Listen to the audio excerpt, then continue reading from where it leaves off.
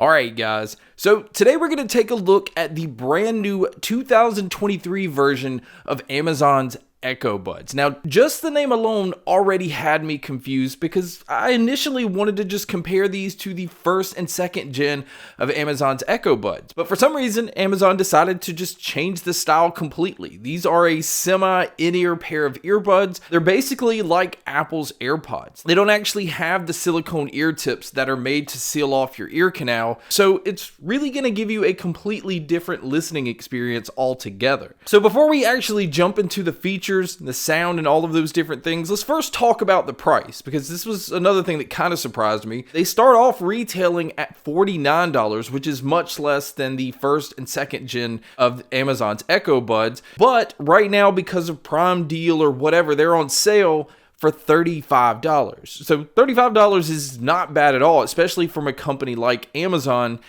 So we're going to see some of the features. We're going to talk about the sound and what all comes inside the box and see if these actually could be worth the $35 or $50 price tag. So to start with, let's look at the case and the earbuds themselves. I was very impressed with the case. It's solid. It is very small and compact, so this is definitely easy to keep in any kind of pocket. It's not going to take up a whole lot of space. But when you pop open the lid, you see the earbuds sitting in there, and the earbuds to me look kind of generic. There's no branding. It's just all white. Now, these are available in both white and black, but the white version here, it's just solid white. This pair does have smart sensors, so if you do take them out of your ears, it will automatically pause, and it'll go back to playing what you're listening to when you put them back in. And this pair also uses touch controls, but out of the box, they did not give me control over everything. But luckily, these do work with Amazon's app, but I do have to say, you have to actually download the app first for these to even work. You can't just connect them via Bluetooth and they're going to start playing music. You have to go through the setup. You have to go through and, just basically walk through the things you want it to do before you can even listen to anything out of them. So I do see that a lot of people may have an issue with this. I like to just connect via Bluetooth and just have these start working. But you do know you're going to have to go through that app setup first. Now, the app is going to obviously allow you to keep these updated. There are some EQ options that you can go in and manually adjust the EQ settings yourself. You can go in and switch around controls, which you do have to do to get control over everything, because out of the box, these did not have volume control. But once I went in, I was able to get these to do everything I needed them to, like play, pause, skip my tracks forward, go backwards, and have volume control, and also allow me to talk to the smart assistant. So you can get these to do everything, but you do have to go into the app to do that. Now, the other things that you can do within the app is you can allow the Find My Earbuds feature, and this pair also has multi-pairing, so you can connect to more than one device at a time, but you also have to do this within the app as well. Now, as far as some of the technology that these have, they are using 12mm drivers, and any earbud that has this semi-open style design needs to have large drivers like this, because it is what's competing with your surroundings. Because having an earbud like this allows you to not only listen to your music or podcast or whatever, it also allows you to be aware of your surroundings. So you can hear if somebody comes up to talk to you, you can hear traffic if you're going to be outdoors. So it is very convenient in that manner, but that again does affect the audio quality, which we'll talk about in just a little bit. Now, this pair is using Bluetooth 5.2. It is using a Qualcomm 5171 chip, and it has aptX playback, which I was kind of surprised with it being a semi-open style earbud. Usually you do not see aptX playback. Usually you don't need a high-end Bluetooth codec because you're not really fully able to take advantage of audio anyway. Now, another thing you do need to keep in mind, the first and second gen of the Echo Buds had some form of active noise canceling or noise reduction, but this pair does not have that. Now, again, that's by design because you cannot block out noise if you don't have the ability to completely block your ear canal anyway. Now, the IP rating on these, so if you're going to use these at the gym or you're going to use these outdoors, I was expecting at least IPX4. That's kind of the standard at this point. but these only have an IPX2 rating. So IPX2 isn't really going to keep you protected against much. I mean, I guess if you're sweating, it'll be fine, or maybe just like a light drizzle would be fine. But anything outside of that, I would be nervous that it was going to damage these earbuds. But again, I guess maybe not having to spend $100 or maybe $150 on a pair of earbuds makes that a little bit more forgivable. And another thing that was interesting, now it's not surprising that these don't come with silicone ear tips. Now it does come with 2 sets of these silicone ear grips, which already makes these stand out a little more than Apple's AirPods because that allows these to grip a little bit in your ear, not move around as much so you're not having to fiddle around with them or worry that they're going to move around. I didn't have any issue at all with these moving around, but they do not include any kind of charging cable. There's no USB-C cable. There's nothing in here. And they say that's for environmental purposes. Now, it does take a USB-C cable to charge these. So hopefully you already have one. I think that's what they're kind of betting on at this point. And these are not a Qi wireless charging case. So you do have to have a charging cable to charge these. And speaking of the charging, battery life is just okay. In fact, it's basically on par with Apple's AirPods because on a full charge, you're going to get about 5 hours on the earbuds and about 20 hours using the case. But if you do go in the app and you turn it off where it's not trying to look for a wake word, basically you summoning the smart assistant just by saying that one word, you can actually squeeze 6 hours out of the earbuds and about 24 hours using the case. So do keep that in mind. If you're not planning on saying your smart assistant's name to get it to do things, just go ahead and toggle that off and you'll get a little bit more battery life. But if you do pick these up and they are dead, there is a fast charge feature where a 15-minute charge will get you around 2 hours worth of use. And I think that always comes in handy because I generally don't remember to always make sure my earbuds are charged.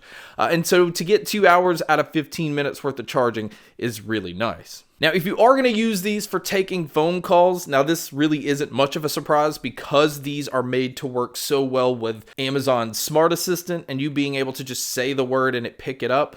These are using dual mics on each earbud, and it also has a voice detection accelerometer. So it's made to solely focus in on what you're saying, and it does a good job of picking up my voice, and I also feel like it does a really good job of blocking out my surroundings. But you guys can be a judge by listening to a test here. So here is the mic test using the brand new Echo Buds. And like I said, I think the mics are very strong on these. And I think they kind of have to be because the main focus is to get people to use their earbuds with Amazon services. So this is what it would sound like if you were to take a call. And so now here's the mic test with the crowd noise being played, which you can hear here.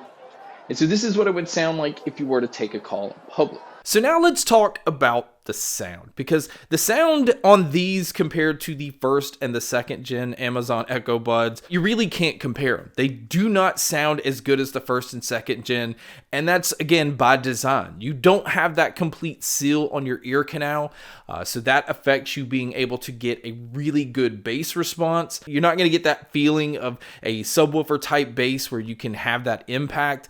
The bass for the most part is pretty quick.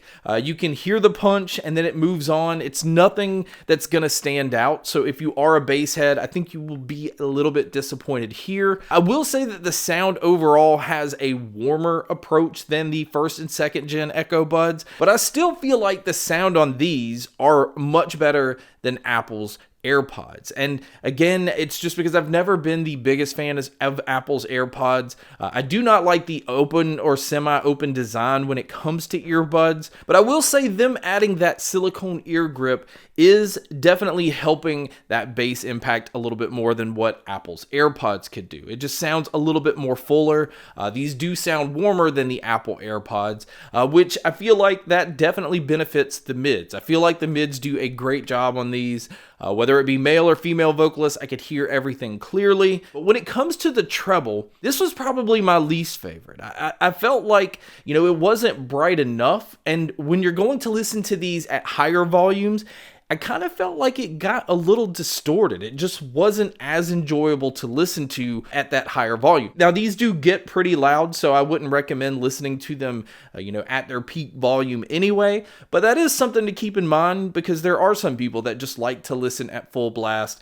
And I felt like these just really couldn't seem to handle that. And again, maybe it's just the drivers aren't made to be, listened to at full blast, but the treble just kind of falls flat the louder that you go. So that is something I wanted to point out. But when it comes to the soundstage and the sound imaging, obviously, by design, these sound very open. I think they do a really good job of making you feel like you're in a large environment. And I also think they do a pretty good job of being able to tell where different sounds are coming from. So if I'm going to grade the different genres that most people listen to, I think if you listen to pop and hip hop mainly, I would put these at a 7. Again, if you're a bass head, I just don't think that this is going to be the pair that you're going to want. If you listen to mainly rock or metal, this is where I would even drop them down lower to a 6. That's the main genres that I listen to, and I, again, felt like it just sounded a little flat at times, and it just lacked that energy I'm used to with just normal earbuds. Now, if you are going to listen to easy listening or country, something that's a little more vocal driven, this is where I bump these up to an 8. Again, I think they do a very good job with vocalists, and I think in these genres, this is where this pair really shines. Now, when it comes to media, this is where I would dial it back down to a 7. It is using Bluetooth 5.2, so it's not the latest 5.3 that cuts down on a little more lag. There's no gaming or low latency mode to switch these into. So although they're good with vocals, again, which is going to be good for videos and movies and podcasts and things like that, it still feels like it's lacking because of that low end, and I just can't give it anything higher than a 7. So my overall rating on these is going to be a 7. Again, I think they are better than Apple's AirPods, which already make these a really good value because you can pick them up for $35. I wish that they just would have named these something completely different because my initial reaction is I wanted to compare these to the first and second gen Echo Buds, but that's not really what these are comparable to. This pair does lack wireless charging. In fact, it even lacks the charging cable in the box, which is kind of frustrating.